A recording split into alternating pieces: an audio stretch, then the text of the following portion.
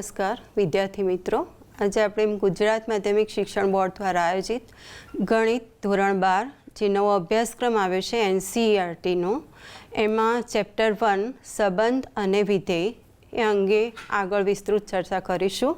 આગળ આપણે ભાગ 1માં સંબંધ, તેના પ્રકાર, રિક્ત સંબંધ, સાર્વત્રિક સંબંધ એ ઉપરાંત ઘણું બધું આપણે જોઈ ગયા. આજે આપણે એનાથી આગળ વધીશું વિધેય, વિધેયોના પ્રકાર અને સંયોજિત વિધેય.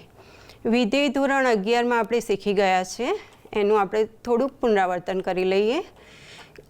બે અરિક્ત ગણો છે A અને B, તો એના પ્રત્યેક ઘટક બીના અનન્ય ઘટક સાથે સંકળાયેલો હોય તો F ફ્રોમ A એવા કોઈ નિયમને A થી Bનું વિધેય કહે છે. આ ઉપરાંત આપણે વિધેય, જુદા જુદા વિધેય શીખી ગયા. અચળ વિધેય, માનાંક વિધેય, બહુપદી વિધેય, સમય વિધેય, મહત્તમ પૂર્ણાંક વિધેય, ઘણું બધું આગળ ધોરણ 11માં શીખી ગયા. આ ઉપરાંત આપણે બે વિધેયોના સરવાળા F+C, બાદબાકી F-C, ગુણાકાર, ભાગાકાર આ અંગે ધોરણ 11માં અભ્યાસ કર્યો. એને રિલેટેડ આપણે ધોરણ 12માં વિધેય ડીપમાં જવાનું છે, તો એ આપણે ચર્ચા કરીશું. સૌપ્રથમ આપણે લઈશું વિધેયની વ્યાખ્યા અને એના પછી વિધેયના પ્રકાર. પ્રકરણ 1 સંબંધ અને વિધેય આપણો બીજો ભાગ છે, એમાં આપણે વિધેય, વિધેયોના પ્રકાર અને વિધેયોનું સંયોજન અંગે ચર્ચા કરીશું. સૌપ્રથમ આપણે વિધેયની વ્યાખ્યા જોઈ લઈએ. ફંક્શન વિધેય એટલે અરિક્ત ગણો A અને B માટે એના પ્રત્યેક ઘટકને Bના અનન્ય ઘટક સાથે સાંકળતા નિયમને A થી Bનું વિધેય કહે છે. તેને F from A to B વડે દર્શાવાય છે. F એ A થી Bનું વિધેય છે. એમાં જે A છે એને કહેવાય છે ડોમેઇન ઓફ F, એટલે કે Fનો પ્રદેશ, અને Bને કહેવાય છે કોડોમેઇન ઓફ F, એટલે કે Fનો સહપ્રદેશ. અને Fના વિસ્તારને RF વડે દર્શાવાય છે, રેન્જ ઓફ F. આ આપણે 11થમાં જોઈ ગયા. આ ઉપરાંત આપણે જુદા જુદા વિધેયો, માનાંક વિધેય, પછી મહત્તમ પૂર્ણાંક વિધેય, અચળ વિધેય અને સમય વિધેય, બહુપદી વિધેય આ બધું જોયું. ઉપરાંત તેના આલેખનો પણ આપણે અભ્યાસ કર્યો. એ ઉપરાંત આપણે વિધેયના સરવાળા, બાદબાકી, ગુણાકાર એ અંગે પણ જોઈ ગયા. હવે એનાથી આગળ આપણે વધીએ છીએ. એમાં છે વિધેયોના પ્રકાર. એમાં સૌથી પહેલો પ્રકાર છે એક એક વિધેય. એક એક વિધેયને ઇંગ્લિશમાં કહેવાય છે ઇન્જેક્ટિવ ફંક્શન ઓર વન ફંક્શન. એક એક વિધેય એટલે ઇન્જેક્ટિવ પણ કહી શકાય અથવા તો વન ફંક્શન પણ કહી શકાય. એની વ્યાખ્યા છે, જો Fની અંતર્ગત Xના ભિન્ન ઘટકોના પ્રતિબિંબો પણ ભિન્ન હોય તો વિધેય F from X to Y ને એક એક વિધેય કહે છે. એટલે કે આપણે F એ X થી Yનું વિધેય છે. Xમાંથી આપણે બે કિંમતો લઈએ, X1 અને X2. Four every X1, X2 belongs to X માટે Fx1 is equal to Fx2 હોય તો X1 is equal to X2 થાય, અથવા Fx1 is not equal to Fx2 હોય તો X1 not equal to Fx2 થાય. તો Fને એક એક વિધેય કહે છે. અને જો X1 not equal to X2 implies Fx1 not equal to Fx2 તો પણ Fને એક એક વિધેય કહેવાય છે. એક એક વિધેય એટલે આપણે જ્યારે પણ તમને વિધેયનું સૂત્ર આપ્યું હોય અને તમે કિંમત શોધો તો તમને જે આન્સર મળે છે, એટલે કે એનો જે વિસ્તારમાં આપણે જે કિંમતો લઈએ છીએ એ રિપીટ થવી જોઈએ નહીં. અને જો વિધેય F એક એક ન હોય તો એને અનેક એક વિધેય કહેવાય છે. અહીંયા આપણે જોઈશું F from X to Y માટે X1, X2 belongs to X, X1 not equal to X2 તો Fx1 is equal to Fx2 થાય તો Fને અનેક એક વિધેય કહેવાય છે. અહીંયા નોટ ઇક્વલ ટુ છે અને અહીંયા આવી ગયું ઇક્વલ ટુ. તે જ રીતે X1 ઇક્વલ ટુ X2 હોય implies Fx1 not equal to Fx2 તો Fને અનેક એક વિધેય કહેવાય છે. અહીંયા આપણે એની ભેનાકૃતિ જોઈએ. આ બે સેટ છે એ અને બી. એમાં 4 ઘટક છે 1 2 3 4 અને બીમાં પણ 4 ઘટક છે એક્સ વાય ઝેડ ડબલ્યુ.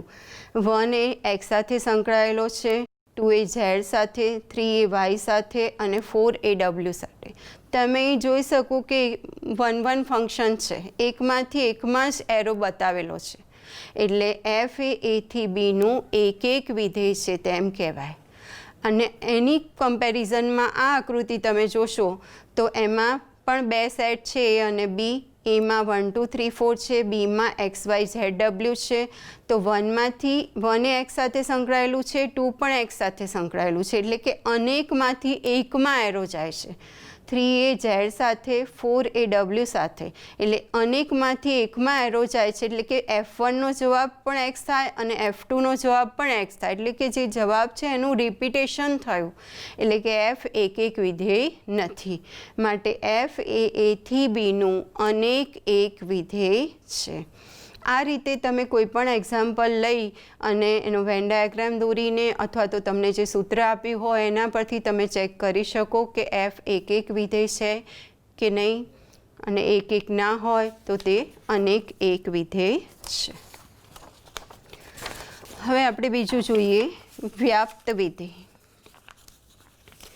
વ્યાપ્ત વિધેય એને કહેવાય છે સર્જેક્ટિવ ઓર ઓન ટુ ફંક્શન. એની વ્યાખ્યા છે, જો વાયનો પ્રત્યેક ઘટક એ એક્સના કોઈ ઘટકનું એફની અંતર્ગત પ્રતિબિંબ હોય, એટલે કે વાય બિલોંગ્સ ટુ વાય માટે એક્સ બિલોંગ્સ ટુ એક્સ એવું મળે કે જેથી F X is equal to Y થાય. એટલે કે વાયના પ્રત્યેક ઘટક એ એક્સના કોઈ ઘટકનું એફની અંતર્ગત પ્રતિબિંબ હોય તો વિધેય એફ ફ્રોમ એક્સ ટુ વાયને વ્યાપ્ત વિધેય કહે છે. બીજી રીતે જોઈએ તો for every Y belongs to Y માટે એક્સ બિલોંગ્સ ટુ એક્સ એવો મળે કે જેથી F X is equal to Y થાય, તો એફ ફ્રોમ એક્સ ટુ વાયને વ્યાપ્ત વિધેય કહે છે. વ્યાપ્ત વિધેયને બીજી પણ રીતે કરી શકાય. તમે જે આપણે કિંમતો શોધીએ છીએ, તમને એફનું સૂત્ર આપ્યું હોય, suppose F from N to N અને F X is equal to X plus 1 કે કોઈ પણ, તો એન એટલે પ્રાકૃતિક સંખ્યા ગણ છે, તો એમાંથી તમે જે કિંમતો લઈ અને એમાં મૂકશો અને ચેક કરવાનું છે કે એનો જે વિસ્તાર આવે છે અને સહપ્રદેશ R F is equal to, suppose અહીંયા એન હોય તો R F is equal to N થાય, તો એફને વ્યાપ્ત વિધેય કહેવાય છે.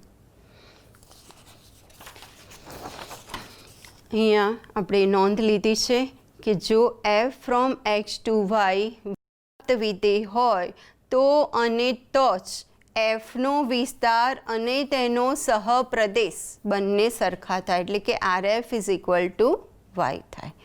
એનું આપણે અહીંયા એક્ઝામ્પલ જોઈએ વેન ડાયાગ્રામ દ્વારા. એફ એથી બીનું વિધેય છે, એમાં 3 કિંમત છે -1, 0, 1 અને બીમાં છે એક્સ વાય ઝેડ. હવે 1ની મૂલ્ય છે F1નું એક્સ, F0નું છે ઝેડ અને F1નું છે વાય. F-1નું એક્સ એટલે 1 એ એક્સ સાથે સંકળાયેલું છે, 0 એ ઝેડ સાથે અને 1 એ વાય સાથે. તો તમે આના પરથી ફાઇન્ડ કરી શકો કે આ જે કિંમતો છે એનો શું થઈ જશે વિસ્તાર, એટલે R F is equal to શું થઈ જશે, તો આર એફની વેલ્યુ આવશે એક્સ વાય ઝેડ જે બી છે, એટલે કે R F is equal to B થઈ ગયું. માટે એફ એ વ્યાપ્ત વિધેય છે. હવે એની કમ્પેરિઝનમાં અહીંયા જોઈએ તો અહીંયા પણ એફ એથી બીનું વિધેય છે, એમાં 3 કિંમત છે -1, 0, 1 અને બીમાં છે એક્સ વાય ઝેડ અને પી. હવે 1 -1ની કિંમત છે F-1ની એક્સ, F0ની કિંમત પણ છે એક્સ અને F1ની કિંમત છે વાય, એટલે આ એક વિધેય છે. હવે તમે આમાં જોશો તો તમને 2 આન્સર મળશે એક્સ અને વાય, એટલે આની જે રેન્જ છે R F is equal to થઈ જશે એક્સ અને Y, RF is equal to X Y એટલે RF is not equal to B. બીમાં છે એક્સ વાય ઝેડ અને પી અને આપણને RF ઇઝ ઇક્વલ ટુ મળે છે એક્સ અને વાય એટલે RF is not equal to B માટે એફ વ્યાપ્ત વિધેય નથી. તમે આ રીતે પણ ચેક કરી શકો અને વ્યાખ્યાની મદદથી પણ ચેક કરી શકાય કે for every Y belongs to Y માટે એક્સ બિલોંગ્સ ટુ એક્સ એવું મળે કે જેથી F X is equal to Y થાય તો એફ વ્યાપ્ત વિધેય છે. હવે આ બંનેનું કમ્બાઇન છે એક એક અને વ્યાપ્ત વિધેય. એને કહેવાય છે bijective or one and onto function. એક એક અને વ્યાપ્ત વિધેય, bijective or one and onto function. જો એફ એક એક અને વ્યાપ્ત બંને હોય એટલે એક એક પણ હોય અને વ્યાપ્ત પણ હોય તો એફ ફ્રોમ એક્સ ટુ વાયને એક એક અને વ્યાપ્ત વિધેય કહે છે. આવું જરૂરી નથી કે તમને જે વિધેય આપ્યું હોય એ એક એક અને વ્યાપ્ત બંને હોય. ઘણી વખત એક એક હોય તો વ્યાપ્ત ના પણ હોઈ શકે, વ્યાપ્ત હોય અને એક એક ના પણ હોઈ શકે. ઘણી વખત બંનેમાંથી એક પણ ના હોય, એક એક પણ ના હોય અને વ્યાપ્ત પણ ના હોય. એટલે અહીંયા આપણને એક્ઝામ્પલ આપ્યા છે, ઇલસ્ટ્રેશન અને એક્સરસાઇઝ પણ છે 1.2. એમાં આપણે ચેક કરવાનું છે કે તમને જે વિધેય આપ્યા છે એક એક છે કે નહીં, વ્યાપ્ત છે કે નહીં. હવે બીજું આપણે હેતુલક્ષી પ્રશ્નો માટે બરાબર એક નોંધ લઈએ છીએ કે તમને પૂછે છે કે એફ એથી બીનું વિધેય આપેલું હોય અને number of A is equal to 5, number of B is equal to 3 ગમે તે આપી હોય એના પરથી તમને પૂછે છે કે આમાં એક એક વિધેયની સંખ્યા કેટલી છે, વ્યાપ્ત વિધેયની સંખ્યા કેટલી છે. તો એના માટેની આ ફોર્મ્યુલા છે, એ તમને ઘણી ઉપયોગી થશે હેતુલક્ષી પ્રશ્નો માટે. એ આપણે જોઈએ. વિધેય F from A to B માટે જો number of A is equal to M એટલે કે એના ઘટકોની સંખ્યા એમ હોય તથા number of B is equal to N એટલે કે બીના ઘટકોની સંખ્યા એન હોય તો એફ ફ્રોમ એ ટુ બીના એક એક વિધેયોની સંખ્યા. તો એના માટેનું સૂત્ર છે NPM. આ સૂત્રનો ઉપયોગ જ્યારે થાય છે તો m less than or equal to n હોય ત્યારે, એટલે કે એમની વેલ્યુ n કરતાં નાની હોય, number of A less than number of B હોય અથવા તો number of A is equal to number of B હોય. તો એનું ફોર્મ્યુલા છે NPM. અને જો m ગ્રેટર ધેન n થઈ જાય એટલે કે number of A greater than number of B થઈ જાય તો એક એક વિધેય મળે નહીં એટલે કે એક એક વિધેયની સંખ્યા થઈ જશે 0. તે જ રીતે એથી બી પરના વ્યાપ્ત વિધેયોની સંખ્યા એના માટેની ફોર્મ્યુલા છે sigma r is equal to 1 to n minus 1 raise to n minus r NCR r raise to m. આ ફોર્મ્યુલાનો ઉપયોગ ત્યારે થાય છે તો m greater than or equal to 2 હોવું જોઈએ અને 1 less than or equal to n less than or equal to m થવું જોઈએ. અને જો m is equal to n હોય તો MPM એટલે કે એક એક વિધેયની સંખ્યા પણ NPM થઈ જશે અને અહીંયા પણ MPM, m અને n સરખા હોય ત્યારે. અને જો m અને n સરખા ના હોય તો વ્યાપ્ત વિધેયની સંખ્યા થઈ જશે 0. હવે આનો યુઝ કરી અને આપણે એક પ્રશ્ન જોઈશું. હેતુલક્ષી પ્રશ્નો છે.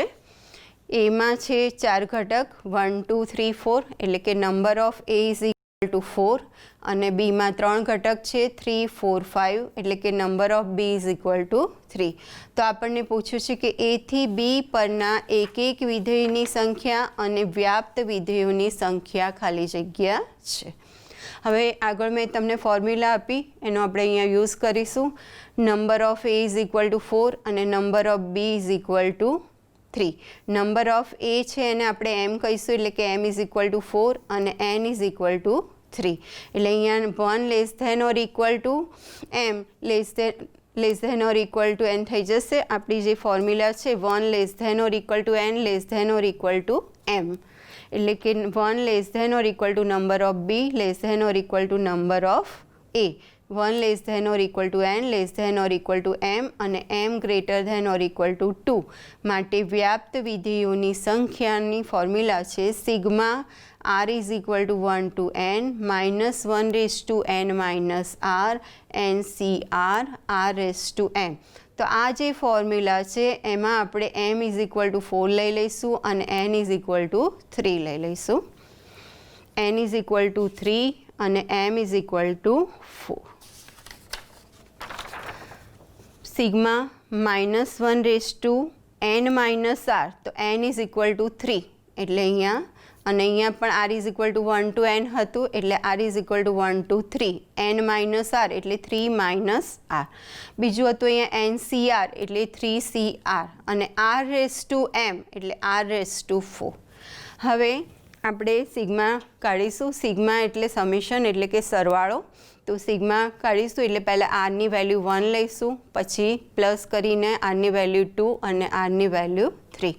તો પહેલાં આપણે r ઇઝ ઇક્વલ ટુ 1 લઈશું એટલે અહીંયા 3 minus 1 3C1 1 raise to 4 plus r is equal to 2 લઈ લઈએ તો minus 1 raise to 3 minus 2 3C2 2 raise to 4 plus r is equal to 3 લઈએ તો minus 1 raise to 3 minus 3 3C3 3 raise to 4. અહીંયા રહેશે માઇનસ 1નો સ્ક્વેર, તો માઇનસ 1નો સ્ક્વેર એટલે પ્લસ 1 થઈ જશે. 3C1 એટલે 3 થશે અને 1 રેઝ ટુ 4 એટલે 1 એટલે અહીંયા 3 1 ઝા 3 એટલે આનો આન્સર થશે 3. એ જ રીતના અહીંયા માઇનસ 1 રેઝ ટુ 3 માઇનસ 2 એટલે માઇનસ 1 થશે એટલે માઇનસ સાઇન. 3C2 એટલે 3 અને 2 રેઝ ટુ 4 એટલે 16 16 3 ઝા 48 16 તરી 48. અહીંયા માઇનસ 1 રેઝ ટુ 3 માઇનસ 3 એટલે 0 માઇનસ 1 રેઝ ટુ 0 એટલે 1 થઈ જશે. C3 પણ 1 થઈ જશે અને 3 રેઝ ટુ 4 એટલે 81 એટલે આપણો જે આન્સર થશે આની વેલ્યુ થશે 3, સેકન્ડ સ્ટેપની વેલ્યુ થશે -48 અને થર્ડ સ્ટેપની વેલ્યુ થશે 81 એટલે 81 પ્લસ 384 માઇનસ 48 એટલે 36 એટલે આપણને વ્યાપ્ત વિધેયની સંખ્યા મળી 36 અને m ગ્રેટર ધેન n છે એટલે કે એક એક વિધેયની સંખ્યા થઈ જશે 0. હવે આના પરથી આપણે બીજું એક્ઝામ્પલ લઈએ કે જો a ઇઝ ઇક્વલ ટુ 3 4 5 અને b ઇઝ ઇક્વલ ટુ 1 2 3 4 હોય તો એક એક વિધેયની સંખ્યા બરાબર. તો અહીંયા થઈ જશે આપણે આગળ જોઈ ગયા એમ અહીંયા આપણે અહીં લીધું હતું કે m less than or equal to n હોય તો એક એક વિધેયની સંખ્યા થઈ જશે NPM એટલે અહીંયા થઈ જશે આપણું NPM. તો n ઇઝ ઇક્વલ ટુ થશે 4 અને m ઇઝ ઇક્વલ ટુ થશે 3. Number of b is equal to 4 અને number of a is equal to 3 એટલે 4p3 બરાબર. તો એની વેલ્યુ થશે 4p3 એ આપણે 11thમાં આવી ગયું છે. 4 × 3 × 2 એટલે કે 24 એક એક વિધેયની સંખ્યા અને n લેસ ધેન m છે એટલે વ્યાપ્ત વિધેયની સંખ્યા થઈ જશે 0. આના પરથી ઘણા બધા એક્ઝામ્પલ આગળ તમે સોલ્વ કરી શકો જે આપણી પ્રશ્ન બેંકમાં છે. હવે આપણે જે એક એક અને વ્યાપ્ત વિધેયોની વ્યાખ્યા જોઈ બરાબર એનું યુઝ કરી અને આપણે એક્સરસાઇઝ 1.2 કરવાની છે. આપણને એક્ઝામ્પલ આપેલા હોય છે અને આપણે ચેક કરવાનું છે કે એક એક છે કે નહીં, વ્યાપ્ત છે કે નહીં. એમાં એક્સરસાઇઝ 1.2નો આપણે ફર્સ્ટ એક્ઝામ્પલ જોઈશું. f from r star to r star fx is equal to 1/x જ્યાં r star is equal to શૂન્યેતર વાસ્તવિક સંખ્યા ગણ. r સ્ટાર પણ કહી શકો, r એસ્ટ્રિક જે કેવું હોય શૂન્યેતર વાસ્તવિક સંખ્યા ગણ છે એટલે કે શૂન્ય સિવાયની વાસ્તવિક સંખ્યાઓ. હવે આપણે આ વિધેય એક એક છે કે નહીં તે ચેક કરવાનું છે. તો આપણે જે વ્યાખ્યા લીધી એનો યુઝ કરીશું. બે વેલ્યુ લઈશું. For every x1 x2 belongs to r star માટે fx1 is equal to fx2 લઈશું અને આપણે સાબિત કરીશું x1 is equal to x2. તો fx1 is equal to fx2 તો fxની વેલ્યુ છે 1/x એટલે fx1 તો 1/x1 અને fx2 એટલે 1/x2. તો તમે ક્રોસ મલ્ટિપ્લિકેશન કરશો તો થઈ જશે x2 is equal two x1 એટલે કે x1 is equal to x2.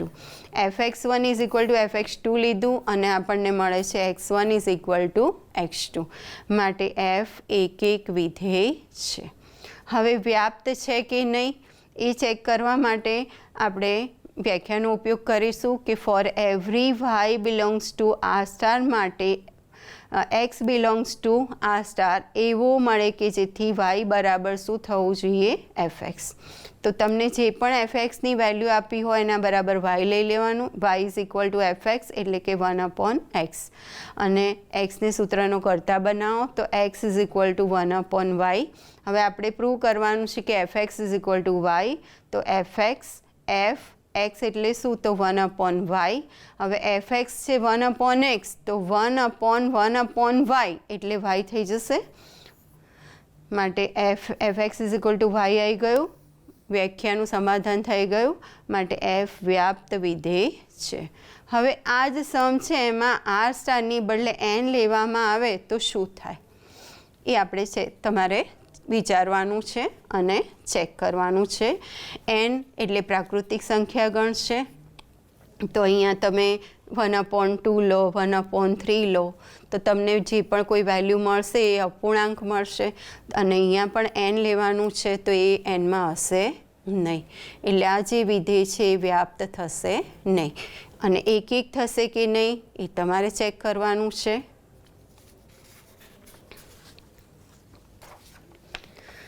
બીજું એક્ઝામ્પલ લઈએ આપણે. નીચેના વિધેયો એક છે વ્યાપ્ત છે ચકાસો. સૌથી પહેલાં આપણે લઈએ છીએ f from r to r. r એટલે વાસ્તવિક સંખ્યાગણ. fx is equal to x². આપણે વ્યાખ્યાનો જ યુઝ કરીશું એટલે કે for every x1 x2 belongs to r માટે fx1 is equal to fx2. તો fx એટલે x² છે એટલે fx1 એટલે x1² અને fx2 એટલે x2². હવે સ્ક્વેર કાઢો તો પ્લસ ઓર માઇનસ થઈ જશે એટલે plus or minus x1 is equal two plus or minus x2. એટલે આપણને બે વેલ્યુ મળશે પ્લસ અને માઇનસ. બીજી રીતે તમે જુઓ તો r એટલે વાસ્તવિક સંખ્યાગણ છે એટલે એમાં પ્લસ પણ આવી શકે માઇનસ પણ આવી શકે અપૂર્ણાંક પણ આવી શકે સમય સંખ્યા પણ આવી શકે બધી સંખ્યા આવી શકે. એટલે f2ની વેલ્યુ તમે આમાં લેશો તો f2 ઇઝ ઇક્વલ ટુ 2² એટલે 4 થશે અને f-2 એટલે -2² પણ 4 થશે. આન્સર રિપીટેશન થયું. f2નો આન્સર પણ 4 આવ્યો f-2નો આન્સર પણ 4 આવ્યો એટલે કે 2 અને -2નું સમાન પ્રતિબિંબ મળે છે. માટે f એક વિધેય નથી. હવે આ જ વિધેય માટે તમને z થી z હોય તો શું કહી શકો? એમાં પણ સેમ જ આવવાનું. ઝેડમાં પણ માઇનસ પણ આવી શકે પ્લસ પણ આવી શકે એટલે એ પણ એક વિધેય નથી. પણ હું અહીંયા n લઉં તો n થી n લઈએ તો fx is equal to x² એટલે કે for every x1 x2 belongs two n માટે fx1 is equal to fx2 x1² is equal two x2². હવે અહીં તમારી પાસે n એટલે પ્રાકૃતિક સંખ્યાગણ છે એટલે એમાં ઋણ કિંમત જ નથી એટલે x1 is equal to x2 થઈ જશે. અહીં પ્લસ ઓર માઇનસ આવશે નહીં. એટલે અહીંયા પ્રતિબિંબ પણ એક જ મળશે. કોઈ પણ તમે કિંમત લેશો સમાન પ્રતિબિંબ મળશે નહીં. એટલે f એક વિધેય થશે. ક્યારે? r is equal to n લો તો બરાબર. એટલે કે જો f એ n થી nનું હોય તો f એક થાય. f n થી n fx is equal to x² લઈએ તો f એક થાય. હવે આપણે ચેક કરીશું કે વ્યાપ્ત છે કે નહીં.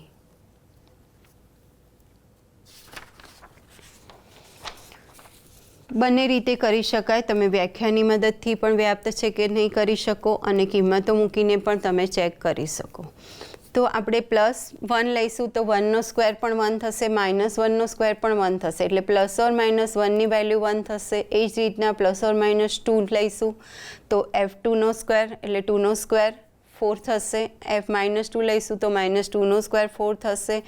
સિમિલરલી આપણે √2 લઈશું કારણ કે r છે એટલે એમાં રૂટવાળી સંખ્યા પણ આવી શકે. તો √2નો સ્ક્વેર 2 થશે, -√2નો સ્ક્વેર પણ 2 થશે, f0 0 થશે. તમે આમાં જોઈ શકો છો કે ક્યાંય ઋણ કિંમત મળશે નહીં. તમને બધી જે કિંમત મળશે એ ધન મળશે. એટલે કે તમારો જે વિસ્તાર છે એફનો વિસ્તાર RF એ થઈ જશે R+ યુનિયન 0, એટલે કે R+ યોગ 0, ધન વાસ્તવિક સંખ્યાઓ અને 0. તો આપણી પાસે તો આરમાં ઋણ પણ સંખ્યાઓ આવી શકે, એટલે કે is not equal to R. માટે એફ વ્યાપ્ત વિધેય નથી. મેં તમને આગળ કીધું એમ કે એફ એ nથી n હોય તો fx = x² હોય તો ચેક કરવાનું છે કે એફ એકિક છે કે નહીં, વ્યાપ્ત છે કે નહીં. મેં તમને આગળ બતાવ્યું કે nથી n હોય અને fx = x² હોય તો એકિક થાય. હવે વ્યાપ્ત માટે તમે શું કરશો? તો આમાં કોઈ વેલ્યુ મૂકી દો. n એટલે પ્રાકૃતિક સંખ્યા ગણ છે. f1 લેશો તો 1 આવશે, f2 લેશો તો 4 આવશે, f3 લેશો તો 9 આવશે. તો તમારી જે વિસ્તાર છે એ તમને મળશે 1 4 9 is not equal to n, એટલે કે વ્યાપ્ત વિધેય નથી. એટલે એકિક થશે પણ વ્યાપ્ત નહીં થાય. બરાબર. હવે બીજું એક્ઝામ્પલ જોઈએ આપણે. f from z to z fx = x³. તો ચેક કરવાનું છે કે f એકિક છે કે નહીં, વ્યાપ્ત છે કે નહીં. એકિક છે કે નહીં આપણે પહેલાં ચેક કરીશું. તો for every x1 x2 belongs two z માટે fx1 = fx2. તો fx એટલે x³ છે, તો x1³ = x2³. તો અહીંયા આપણે ક્યુબ કાઢીશું તો તમને મળશે x1 = x2. માટે f એકિક વિધેય છે. હવે વ્યાપ્ત વિધેય છે કે નહીં એ ચેક કરવા માટે તમે કોઈ પણ કિંમત મૂકશો, બરાબર, તો તમારી જે વેલ્યુ મળશે, સપોઝ -1 લેશો તો -1નો ક્યુબ એટલે -1 થશે. f1 મૂકશો તો 1નો ક્યુબ એટલે 1 થશે. એટલે તમારી કોઈ એવી વેલ્યુ લઈએ, સપોઝ હું અહીંયા લઉં છું 3 બિલોંગ્સ ટુ z સહપ્રદેશમાં. તો 3 બિલોંગ્સ ટુ z માટે ફના પ્રદેશમાં એવો x ન મળે કે જેથી fx = 3 થાય. એટલે મારે અહીંયા આનો fx = x³ નો આન્સર 3 લાવવો હોય તો એવી વેલ્યુ, એટલે x³ = 3 લઉં તો x = 3⁻1/3 જે ઝેડમાં નથી. એટલે કે 3 બિલોંગ્સ ટુ z માટે fના પ્રદેશમાં એવો x ન મળે કે જેથી fx = 3 થાય. માટે f વ્યાપ્ત વિધેય નથી. આ જ રીતે તમે બીજા પણ એક્ઝામ્પલ ચેક કરી શકો છો. તમે અચળ વિધેય લઈ અને પણ ચેક કરી શકો છો કે f એકિક છે કે નહીં, વ્યાપ્ત છે કે નહીં. બરાબર. માનાંક વિધેય લઈને પણ ચેક કરી શકો છો એકિક છે કે નહીં અને વ્યાપ્ત છે કે નહીં. અહીંયા આપણે બીજો એક્ઝામ્પલ લઈએ છીએ. સ્વાધ્યાયનો ત્રીજો એક્ઝામ્પલ છે. સાબિત કરો f from R to R fx = box x. આને કહેવાય છે મહત્તમ પૂર્ણાંક વિધેય. મહત્તમ પૂર્ણાંક વિધેય આપણે સાબિત કરવાનું છે કે આ એકિક નથી અને વ્યાપ્ત નથી. મહત્તમ પૂર્ણાંક વિધેય વિશે આપણે 11thમાં જોઈ ગયા છીએ. મહત્તમ પૂર્ણાંક એ R થી Rનું વિધેય છે અને fx = box x. બોક્સ xની વેલ્યુ આ રીતે લેવાય છે. xની વેલ્યુ છે કે -1 less than equal to x less than 0, તો અહીંયા આવશે -1. 0 less than or equal to x less than 1, તો એની વેલ્યુ થઈ જશે 0. 1 less than or equal to x less than 2, એની વેલ્યુ થશે 1. 2 less than or equal to x less than 3, તો એની વેલ્યુ થશે 2. એટલે કે સપોઝ હું અહીંયા 0.5 લઉં બોક્સમાં, fx = 0.5, બોક્સમાં 0.5, તો એનો આન્સર મળશે મને 0. એ રીતના 0.8 લઈશ તો પણ એનો આન્સર 0 મળશે. તો આના પરથી પણ તમને આઈડિયા આવી જાય કે હું બે વેલ્યુ લઉં છું અલગ અલગ અને મને આન્સર સેમ મળે છે. એ જ રીતના હું સપોઝ 1.3 લઉં તો f 1.3, બોક્સમાં 1.3, તો એનો આન્સર થશે 1. એવી રીતના 1.9 લઈશ તો પણ એનો આન્સર બોક્સમાં 1.9 એટલે 1 થઈ જશે. એટલે આન્સરનું રિપીટેશન થાય છે. એટલે f એકિક વિધેય નથી. એ મેં અહીંયા તમને બતાવ્યું છે. આપણે લઈએ f -0.5. તો બોક્સમાં -0.5 -0.5 હવે બોક્સમાં -0.5 હોય એટલે -0.5 એટલે -1 થી 0 ની વચ્ચે આવશે એટલે એની વેલ્યુ થઈ જશે -1. એ જ રીતના f 0.8 તો બોક્સમાં -0.8 એટલે એનો આન્સર પણ થઈ જશે -1. એ જ રીતના f 1.5 લઈશ એટલે કે બોક્સમાં 1.5 તો એનો આન્સર થઈ જશે 1. 1 થી 2 ની વચ્ચે એટલે કે 1. એ જ રીતના 1.7 તો બોક્સમાં 1.7 એટલે 1. તો તમે અહીં જોઈ શકો છો કે જવાબનું રિપીટેશન થઈ રહ્યું છે. -1 બે વખત આવ્યા, +1 બે વખત આવ્યા. એટલે જે પ્રતિબિંબ છે બે વેલ્યુ માટે એક કિંમત મળે છે એટલે કે અનેક એક વિધેય થઈ જાય છે એટલે કે f એ એક વિધેય નથી. હવે આના પરથી તમે fનો વિસ્તાર જોઈ શકો છો. તમે કોઈ પણ કિંમત મેળવશો તો તમને અપૂર્ણાંક કિંમત આમાં મળશે નહીં, બધી જ પૂર્ણાંક કિંમત મળશે. એટલે કે fનો વિસ્તાર rf તમારો થઈ જશે -2 -1 0 1 2 એટલે કે આ કયો સંખ્યાગણ છે તો પૂર્ણાંક સંખ્યાગણ z. અને આપણું જે વિધેય હતું f એ rથી rનું હતું એટલે એનો સહપ્રદેશ હતો r એટલે rf is not equal to rfz આવ્યું is not equal to r માટે f વ્યાપ્ત વિધેય નથી. આ આપણે મહત્તમ પૂર્ણાંક લીધું. તે જ રીતે તમારે હોમવર્કમાં કરવાનું છે f from r to r fx is equal to અડધું બોક્સ છે અહીંયા આને કહેવાય છે ન્યૂનતમ પૂર્ણાંક વિધેય. એ પણ એક નથી અને વ્યાપ્ત નથી. આ જ રીતે તમે અચળ વિધેય છે એને પણ ચેક કરી શકો છો કે એક છે કે નહીં, વ્યાપ્ત છે કે નહીં. બીજું વિધેય જોઈએ આપણે, માનાંક વિધેય. f from r to r fx is equal to માનાંક x. એ પણ એક નથી અને વ્યાપ્ત નથી. માનાંક વિધેયનો આલેખ આપણે 11થમાં જોઈ ગયા. માનાંક વિધેય એનો જે આપણે આલેખ છે એ આ રીતે હતો.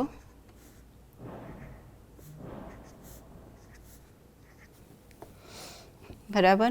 તો તમે અહીંયા જોઈ શકો છો કે f0ની વેલ્યુ થશે 0. f0 is equal to 0.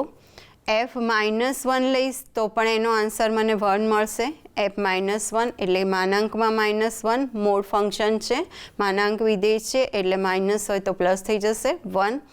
અને f1નો આન્સર પણ મને શું મળશે 1. એટલે f -1નો આન્સર પણ અહીંયા -1 લઈશ તો પણ 1 મળશે, f1નો પણ 1 મળશે. એ જ રીતના f -2 લઈશ તો 2 થશે, f +2 લઈશ તો 2 થશે. એટલે કે આન્સરનું રિપીટેશન થઈ રહ્યું છે માટે f એક વિધેય નથી. હવે તમે આનો વિસ્તાર જોશો તો બધી ધન કિંમત જ મળશે.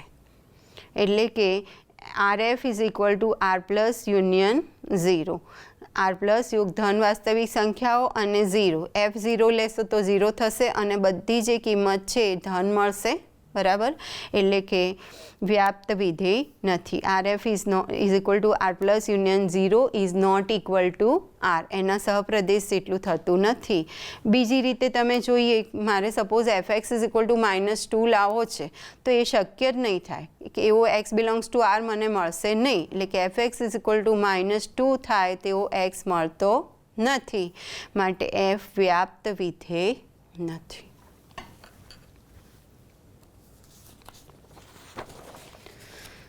એક્ઝામ્પલ 7 જોઈએ આપણે.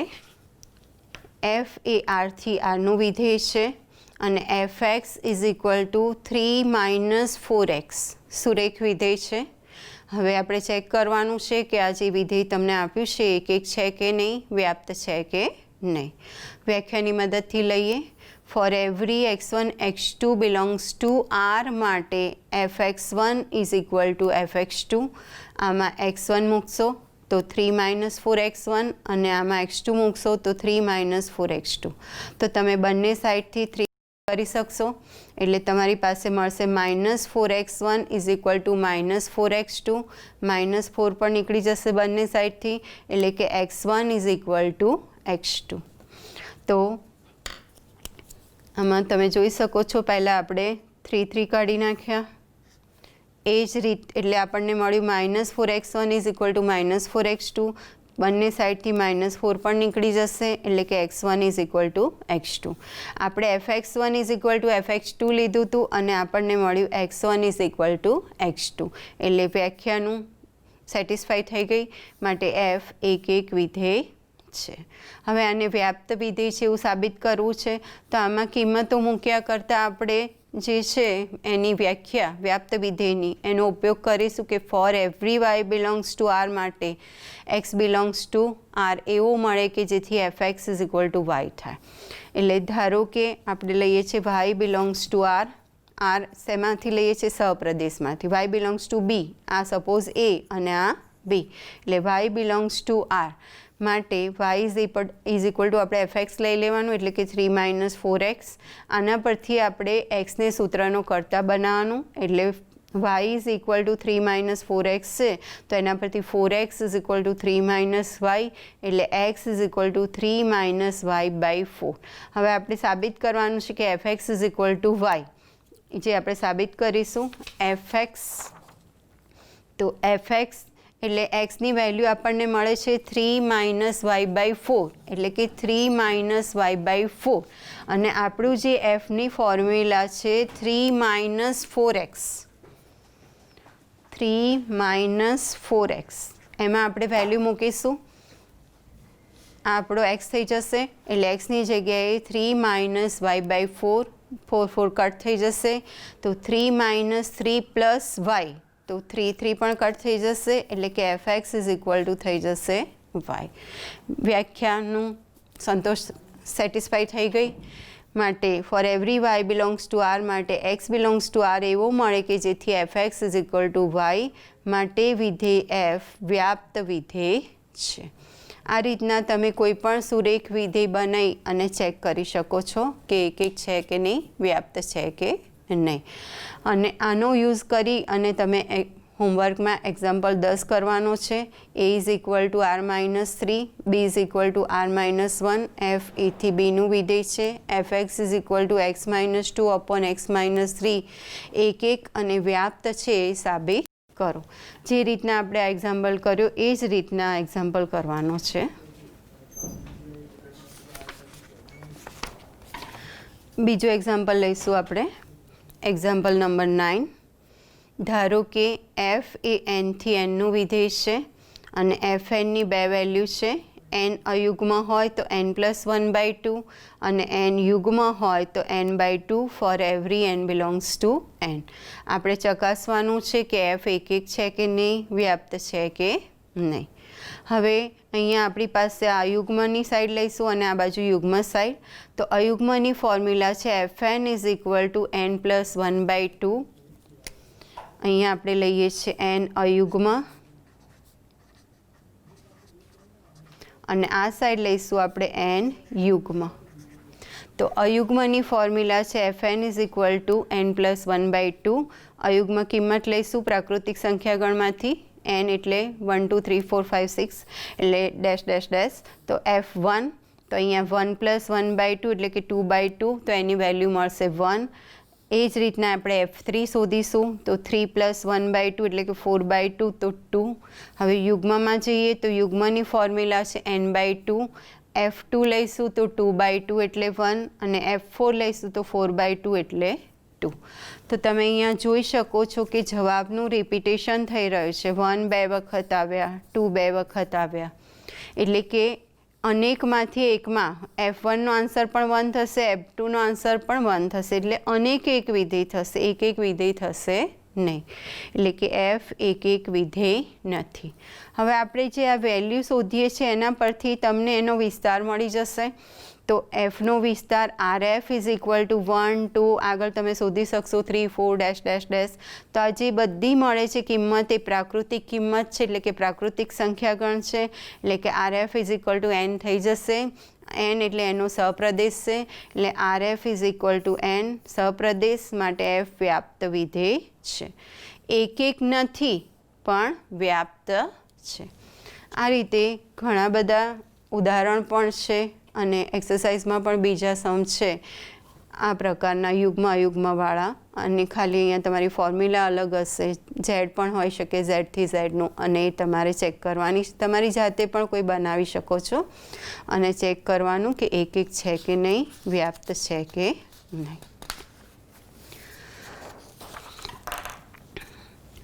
હવે આપણી આ જે નવી સિસ્ટમ છે એમાં હેતુલક્ષી પ્રશ્નો પૂછાવાના છે. તો આપણે જે એક એક અને વ્યાપ્ત વિધેય છે એ જોયું, એની હેતુલક્ષી પ્રશ્નો છે એ કયા ટાઈપના હોય એ આપણે થોડા હેતુલક્ષી પ્રશ્નો જોઈશું. તો એ માટે આપણે અહીંયા પહેલો પ્રશ્ન છે, વિધેય f from r to a fx is equal to x square upon x square plus 1 એક એક અને વ્યાપ્ત હોય તો એ શોધવાનો છે, એટલે કે એનો સહપ્રદેશ શોધવાનો છે. આ તમને જે વિધેય આપ્યું છે એક એક અને વ્યાપ્ત આપી દીધું છે, આપણે ચેક નથી કરવાનું, ખાલી એનો શું શોધવાનો છે, સહપ્રદેશ. હવે અહીંયા આપણી પાસે એફનો પ્રદેશ છે આર, આર એટલે વાસ્તવિક સંખ્યાગણ, એમાં પૂર્ણાંક પણ આવે, અપૂર્ણાંક પણ આવે, માઇનસ પણ આવી શકે, પ્લસ પણ આવી શકે. અને એફએક્સની ફોર્મ્યુલા છે x square upon x square plus 1. એમાં આપણે થોડી વેલ્યુ જોઈ લઈએ. હું પહેલાં -1 લઈએ તો એફ -1 એટલે કે -1નો સ્ક્વેર અપોન -1નો સ્ક્વેર પ્લસ 1, તો 1 અપોન 1 પ્લસ 1 એટલે 2, 1/2 થશે. એફ 0 મૂકશો તો 0 અપોન 0 પ્લસ 1 એટલે 0. એ જ રીતના F2 શોધશો તો 2નો સ્ક્વેર અપોન 2નો સ્ક્વેર પ્લસ 1 એટલે કે 4, અને 4 પ્લસ 1 4/5. 4/5 છે લેસ ધેન 1 થઈ જશે. તો તમને આ જે કિંમતો મળે છે એ મિનિમમ તમને મળશે 0, અને બીજી જે તમને જે પણ કોઈ કિંમત મળશે એ લેસ ધેન 1 મળશે. એટલે બીજી રીતે તમે જોઈ શકો છો કે fx is equal to x square upon x square plus 1, અહીંયા એક્સ સ્ક્વેર છે એટલે greater than or equal to 0 થવાની છે એની વેલ્યુ, એટલે greater than or equal to 0. આનું આપણે સિમ્પ્લિફિકેશન કરીએ તો આને આ રીતે લખી શકાય, 1 - 1 અપોન એક્સ સ્ક્વેર પ્લસ 1 એટલે કે લેસ ધેન 1 થવાનું. આના પરથી તમે જોઈ શકો છો કે આનો જે વિસ્તાર છે એ થશે સંવૃત્ત અંતરાલ 0 થી 1 અને સંવૃત્ત વિવૃત્ત 0 થી 1, એટલે 0 less than or equal to x less than 1. તો જે આરએફ છે એ એનો શું થઈ જશે, સહપ્રદેશ. આપણે વ્યાપ્ત વિધેયમાં જોઈએ છે કે આરએફ અને સહપ્રદેશ સરખા થઈ જાય. એફ વ્યાપ્ત છે માટે આરએફ ઇઝ ઇક્વલ ટુ શું થઈ જશે, એનો સહપ્રદેશ. તો અહીંયા સહપ્રદેશ એટલે એ છે, એટલે એ. તો આપણી પાસે આરએફ મળે છે સંવૃત્ત અંતરાલ 0 થી 1, અને અહીંયા વિવૃત્ત સંવૃત્ત વિવૃત્ત 0 થી 1 એનો, એટલે એની વેલ્યુ થઈ જશે સંવૃત્ત 0 અને આ સાઈડ 1 વિવૃત્ત, સંવૃત્ત વિવૃત્ત અંતરાલ 2 1. બીજું આપણે જોઈએ, આ તમને વિધેય આપ્યું છે બરાબર, એ તમારે કેવું વિધેય છે જોવાનું છે. એફ એ આરથી આરનું વિધેય છે, fx is equal to x minus box x ખાલી જગ્યા છે,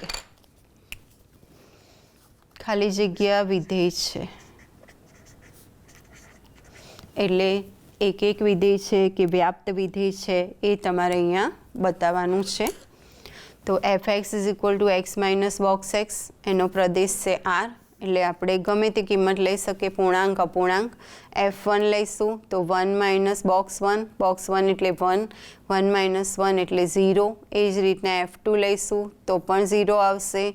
f 1.5 લઈએ તો 1.5 માઇનસ બોક્સમાં 1.5, તો બોક્સમાંથી 1.5 કાઢશો એટલે આપણે આગળ જોઈ ગયા મહત્તમ પૂર્ણાંક વિધેયમાં 1 આવશે, એટલે કે 1.5 માઇનસ 1 એટલે 0.5.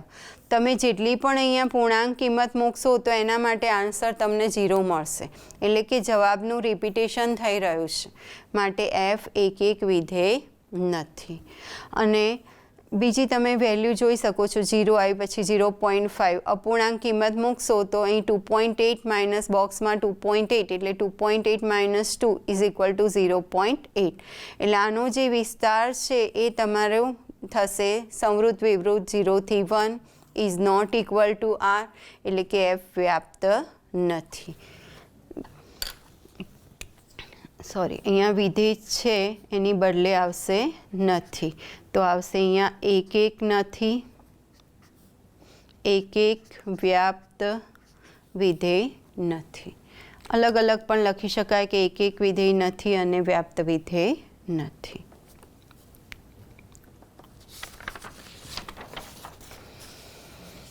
બીજો એક હેતુલક્ષી પ્રશ્ન છે.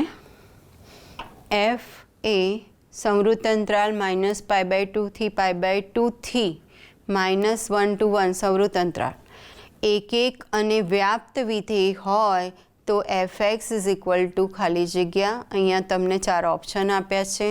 fx = માનાંક x, fx = sin x, fx = x² અને fx = cos x.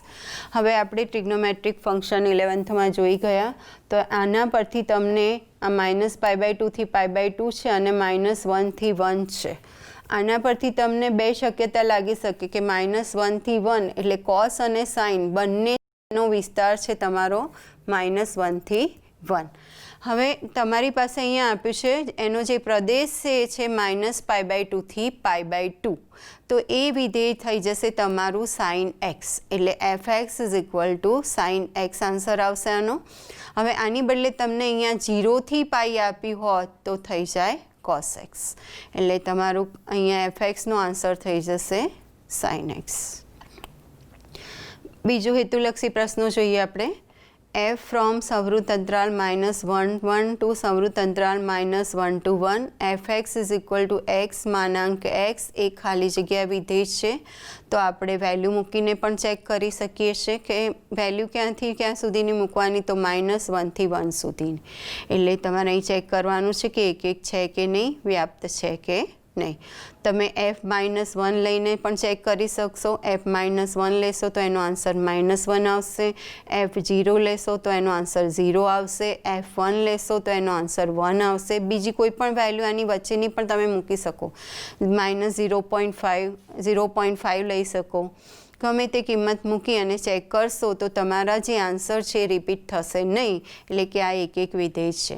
અને તમને જે પણ કિંમત મળશે એ -1 થી 1ની અંદર જ મળશે અને મિનિમમ -1 અને મેક્સિમમ 1, એટલે એનો જે વિસ્તાર છે એ -1 થી 1 થઈ જશે. એટલે કે RF = સપોઝ આ A અને B હોય, આ A અને આ B, તો તમારું અહીંયા જે RF = -1 થી 1 થઈ જશે, એટલે કે B થઈ જશે, માટે F વ્યાપ્ત થઈ જશે અને એક એક છે એટલે એક એક અને વ્યાપ્ત છે, એ તમે ચેક કરી શકો છો.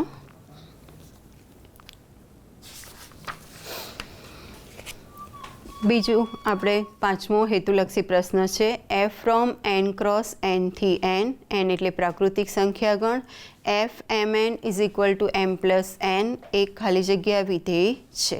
એ પણ તમારે અહીંયા ચેક કરવાનું છે કે એક એક વિધેય છે કે નહીં, વ્યાપ્ત વિધેય છે કે નહીં. તો આપણે જોઈએ એના માટે અહીંયા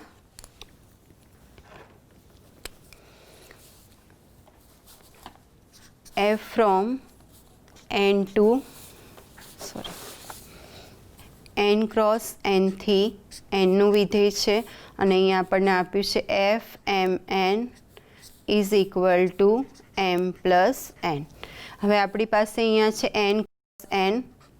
n ક્રોસ n, એટલે તમે વેલ્યુઝ લઈ શકો 1 1, 1 2, 1 3, એ રીતના 2 1, 2 2, 2 3, ગમે તે વેલ્યુ લઈ શકાય. સપોઝ અહીંયા હું પહેલાં લઉં છું f11, તો એનો આન્સર થઈ જશે 1 + 1 એટલે કે 2. પછી હું અહીંયા લઉં f12, તો 1 + 2 એટલે 3 થશે. હવે હું અહીંયા લઉં f21, તો 2 + 1 = 3. તમે જોઈ શકો છો કે આન્સર રિપીટ થયો, એટલે કે f એક એક વિધેય નથી. બીજું તમારી જે કિંમત છે 2 થી સ્ટાર્ટ થશે, 2 3 4 એ રીતના, એટલે મિનિમમ તમારો જે સરવાળો છે એ 2 થશે. તો આના પરથી તમારો જે વિસ્તાર છે RF થઈ જશે તમારો 2, 3, 4 ડેશ ડેશ ડેશ. તો આમાં 1 આવશે નહીં, એટલે કે is not equal to n, એના સહપ્રદેશ જેટલો નથી, માટે F વ્યાપ્ત નથી. એટલે એક પણ નથી અને વ્યાપ્ત પણ નથી. આ રીતે તમે ચેક કરી શકો છો. એટલે મેં અહીંયા આન્સર લખ્યો છે કે F એક પણ નથી અને વ્યાપ્ત પણ નથી. હવે છઠ્ઠો હેતુલક્ષી પ્રશ્ન છે F from n-1 to n, Fn is equal to nનો ઉચ્ચતમ અવિભાજ્ય અવયવ. તો આ પણ તમારે ચકાસવાનું છે આની સત્યતા. અહીંયા આપ્યું છે કે આ જે વિધેય છે એક નથી અને વ્યાપ્ત નથી. સત્યાર્થતા ચકાસો એટલે કે આ જે વિધેય છે એ સાચું છે કે ખોટું એ તમારે અહીંયા ચેક કરવાનું છે. એ હોમવર્કમાં જોઈ લેશો. એ જ રીતના છેલ્લો હેતુલક્ષી પ્રશ્ન છે F ઇઝ ઇક્વલ ટુ 1, 1, 2, 3, 3, 5, 4, 7. આ એક વિધેય છે અને fx ઇઝ ઇક્વલ ટુ તમને અહીંયા આપ્યું છે ax પ્લસ b. તો તમારે શોધવાનું છે a અને b. તો તમે અહીંયા fx is equal two ax plus b આપ્યું છે. તો f1 ઇઝ ઇક્વલ ટુ 1 લઈ લો, 1, 1 છે એટલે. તો આમાં a into 1 plus b is equal to 1, એટલે તમારું પહેલું સમીકરણ થશે a plus b is equal to 1. બીજી વેલ્યુ લઈ લો f2 ઇઝ ઇક્વલ ટુ 3, એટલે કે a into 2 plus b is equal to 3, એટલે કે 2a plus b is equal to 3. આ બંને સમીકરણને સોલ્વ કરશો એટલે a અને bની વેલ્યુ મળી જશે.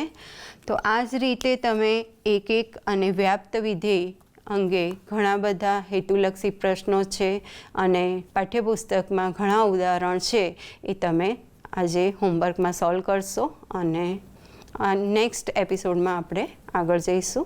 નમસ્કાર.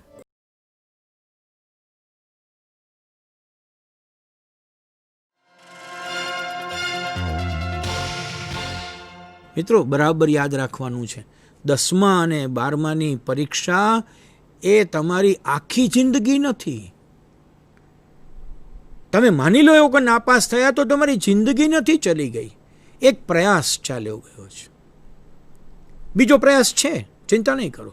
ગુજરાતના 100 મુઠ્ઠી ઊંચેરા માનવ રત્નોને હું મળ્યો અને એમનું જીવન કેમ વીત્યું એ મેં જાણ્યું ને લખ્યું છે. 100માંથી 63 વ્યક્તિત્વો એવા છે જે મુઠ્ઠી ઊંચેરા કયા છે, કે જે 63 વ્યક્તિત્વો મારા તમારી જેમ પરીક્ષામાં નાપાસ થયા હોય, ડ્રોપ આઉટ થઈ ગયા હોય, સ્કૂલ છોડી દીધી હોય. નારાયણભાઈ દેસાઈ જે મહાત્મા ગાંધીના ખોળામાં બેસીને ભણ્યા એ એક દિવસ સ્કૂલે ગયા છે, બાકી ગયા જ નથી. અને નારાયણભાઈ એ જ્યારે દેહ છોડ્યો ત્યારે 1920માં સ્થપાયેલી ગુજરાત વિદ્યાપીઠના ચાન્સેલર હતા. કરિયર તમારા માટે શું છે? શું એનો અર્થ એવો થાય છે કે ઘણા પૈસા કમાવા, આખા દિવસ દરમિયાન વ્યસ્ત રહેવું કે પ્રખ્યાત થવું અને સફળતા મેળવવી છે? વાસ્તવમાં કરિયરનો અર્થ આમાંનું કંઈ નથી. કરિયર એટલે ખુશી અને ઉત્કૃષ્ટતા જે વ્યક્તિના સર્વાંગીણ વિકાસ તરફ દોરી જાય છે, જે આપણે આપણી રુચિ અને ક્ષમતાઓને ઓળખીને મેળવી શકીએ. આપણે બધા જાણીએ છીએ કે સચિન તેંડુલકરે ક્રિકેટને કરિયર તરીકે પસંદ કરી છે, કારણ કે તે અંગેનો જુસ્સો ધરાવતા હતા અને સારી ક્રિકેટ રમવાની ક્ષમતા ધરાવતા હતા. તેમણે આ ક્ષેત્રમાં શ્રેષ્ઠતા પ્રાપ્ત કરવા માટે ખૂબ મહેનત અને નિષ્ઠા સાથે તેમની કુશળતામાં સતત સુધારો કર્યો છે, જેના કારણે તેઓ સર્વાંગી વૃદ્ધિ પ્રાપ્ત કરી શક્યા. દરેક વ્યક્તિ અનન્ય છે અને અલગ અલગ ક્ષમતાઓ અને રુચિ ધરાવે છે. તેથી દરેક વ્યક્તિની પાસે એક વિશિષ્ટ કરિયરનો માર્ગ છે. તમારી કરિયર તમારા ભાઈ બહેન કે પછી તમારા પ્રિય મિત્ર જેવી જ હોવી જોઈએ એ જરૂરી નથી. તમારા પોતાની અનન્ય કરિયરના માર્ગને વ્યાખ્યાયિત કરવા માટે કરિયર મેજિક ફ્રેમવર્ક મદદરૂપ થઈ શકે છે. આ કરિયર મેજિક ફ્રેમવર્કમાં 3 મુખ્ય ભાગો છે: રુચિ, ક્ષમતા અને તક. જે કંઈ પણ તમે કરો છો એ તમને કરવું ગમે છે અને તમે સમયનું ભાન ગુમાવી બેસો તેને અભિરુચિ કહેવાય છે. ક્ષમતા એ જ્ઞાન, શક્તિ, આવડત અને કૌશલ્ય કે જે કોઈ ચોક્કસ વસ્તુ કરવા ધરાવે છે. અને તક એટલે સમાજની આવશ્યકતા છે અને જેના માટે તે પૈસા ચૂકવવા માટે તૈયાર છે. આ 3 ભાગોનું આંતરછેદ એ કરિયર છે. જો આ ત્રણેય પૈકી કોઈ એક ખૂટે છે તો પછી જે રહે છે તે એક શોખ, એક સ્વપ્ન અથવા એક નોકરી. ઉદાહરણ તરીકે સંતોષ ક્રિકેટ રમવાનું પસંદ કરે છે અને તે મોટો થઈને સફળ ક્રિકેટર બનવા માંગે છે. ક્રિકેટના ક્ષેત્રમાં ઘણી તક છે. જો કે સંતોષ લાંબા સમય સુધી તાપમાં રહી શકતો નથી. એનો અર્થ એ કે સંતોષ માટે ક્રિકેટર બનવાનું માત્ર સ્વપ્ન જ હોઈ શકે છે, કરિયર નહીં. નેહા વાંચવાનું પસંદ કરે છે અને એક દિવસમાં 100 કરતાં વધારે પાના વાંચી શકે છે. જો કે ફક્ત પુસ્તકો વાંચીને પૈસા કમાવવામાં કોઈ સારી તક નથી. આમ નેહા માટે વાંચન માત્ર એક શોખ હોઈ શકે છે, કરિયર નહીં. અદ્વૈતના પિતા સફળ વ્યવસાય સાથે જોડાયેલા છે. અદ્વૈત પાસે આવશ્યક કુશળતા અને શિક્ષણ પણ છે અને વ્યવસાયમાં તેના માટે બહુવિધ તક છે. જો કે અદ્વૈતને વ્યવસાય ચલાવવામાં રુચિ નથી. તેને માત્ર લખવાનું પસંદ છે અને સારું લખે છે.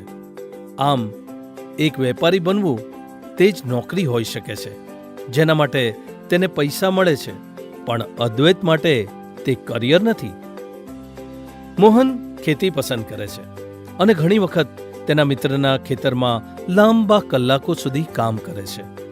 કૃષિ યુનિવર્સિટીમાં ડિગ્રી ધરાવે છે અને કૃષિ ક્ષેત્રે આવશ્યક જ્ઞાન, કુશળતા અને ક્ષમતા ધરાવે છે. ઉપરાંત કૃષિમાં સંશોધન અને નવીનીકરણ માટે ઘણી તક છે. આમ કૃષિ મોહન માટે કરિયર બની શકે છે. મોહને તેના રુચિ, ક્ષમતા અને તકને ધ્યાનમાં લઈને તેને અનન્ય કરિયર બનાવી છે. આથી ખુશી અને શ્રેષ્ઠતા દ્વારા તે તેના જીવનમાં તમામ પાસામાં વિકાસ સાધી શકે છે. તેવી જ રીતે તમે બધા પોતાની અનન્ય કરિયરની કેડી કંડારી શકો છો.